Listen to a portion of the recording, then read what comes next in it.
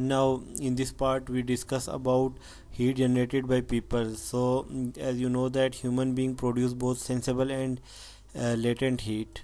So to calculate the heat gain from people, we use formula. So qs is equal to qs multiplied by n, ql is ql multiplied by n.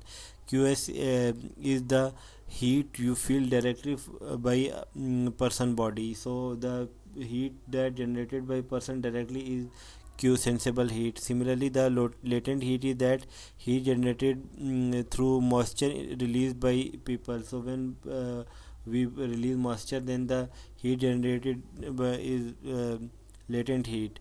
So we qs we multiply by qs is we get the qs value from this table.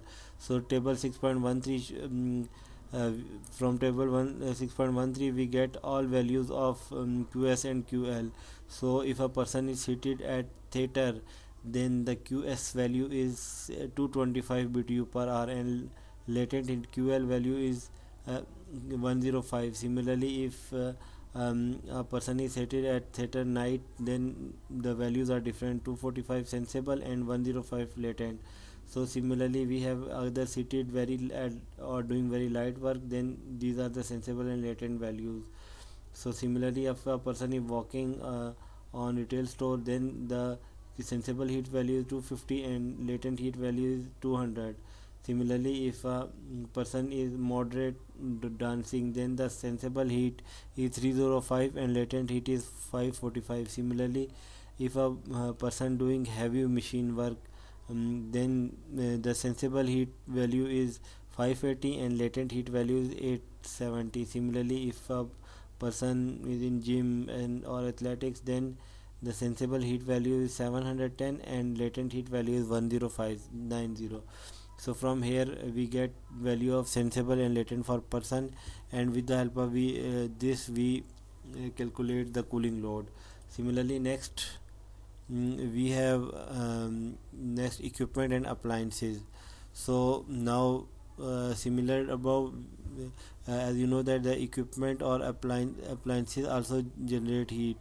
So its value depend on the efficiency of the equipment or appliances, and it depend how much an equipment dissipate heat.